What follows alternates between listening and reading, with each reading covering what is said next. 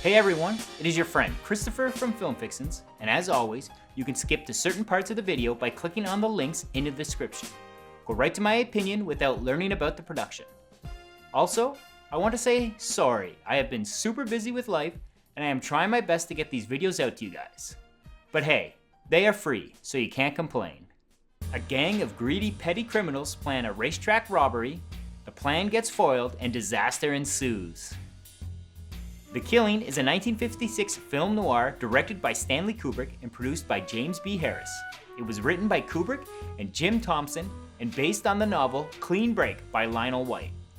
The drama stars Sterling Hayden, Colleen Gray, Vince Edwards, and features Marie Windsor, Elijah Cook Jr., J.C. Flippin, and Timothy Carey. The story goes that while playing chess in Washington Square, Kubrick met producer James Harris. It was fate, because Harris was looking for a young talent to produce films for. So when they met, it was the perfect combination, and later they formed the Harris-Kubrick Corporation. Harris also considered Kubrick as the most creative person he had ever come in contact with. And when you think about Kubrick's films, you understand why. Harris purchased White's novel Clean Break for $10,000, beating out United Artists. UA offered to help finance the film if they could get a high-profile actor to star. When Kubrick hired Sterling Hayden, they thought he wasn't big enough. So the production only had $200,000 from the studio. Harris put in $80,000 of his own money and a $50,000 loan from his father. The film performed poorly at the box office, failing to secure a proper release across the United States. And it was only last minute that it was promoted to a second feature to the movie Bandido, but failed to make money. However, it gained critical acclaim, landing on several critics' top 10 lists of the year. What can we as filmmakers learn from The Killing? The photography in this film is amazing. Just take a look. The contrast, the light fall off, the uses of practical lights. This movie helped usher in practical lights in motion picture. Before movies like The Killing, the standard way to light was studio lighting. Think of TV news. But Kubrick helped put an end to that in film with this flick. Look at the way that the actors move from place to place and finish conversations at lamps and the rest of the room falls into darkness, but the actors are always lit nicely. This is a great way to help people watching the film become immersed in realism. As an audience, we feel like because the way it is lit, we could actually be watching these criminals plan and execute this daring robbery. It makes us interested in what is happening. I think what we can learn from this is how we should light our own movies. Have your actors move from spot to spot and finish where a lamp or a window is. Use the practical to light your talent. That way, you do not have to overlight the scene to make sure you are properly exposed. You can set your exposure for the lamp and let the room fall off. This will increase your audience's enjoyment of the film by helping them become immersed into the story. Seriously, watch pretty much all your favorite movies and shows nowadays, and this is the way DPs are lighting the scenes. And it started with movies like The Killing. The way that Kubrick moves his cameras in this movie is something that we should be incorporating into our own films. The camera is always tracking from room to room or moving just behind people while we focus on one of our characters. I believe these movements are essential to what helps make a Kubrick movie his own. And since he is one of the greats, we should try our best to emulate his style in our own flicks.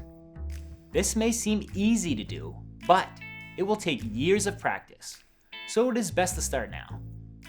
If you haven't seen this film, watch it the first time for pure enjoyment, and then watch it again a second time and carefully study the way that Kubrick was moving his camera. And once you understand how he was moving it, use it in your own stories. And if you can't quite understand why exactly he did what he did, just try and emulate it. And eventually, you will learn from experience and will be able to know when and where to use a complicated dolly move. Seriously though, if you are able to pull off moves like this in your own work, you will have greatly improved your talents. So do it! On to my opinion, The Killing is a great film noir.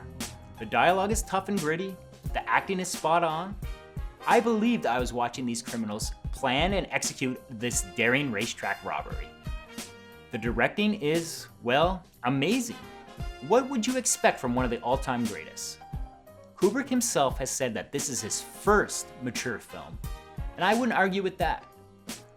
I have always had a love for film noir and neo-noir, so this movie hits home when I watched it.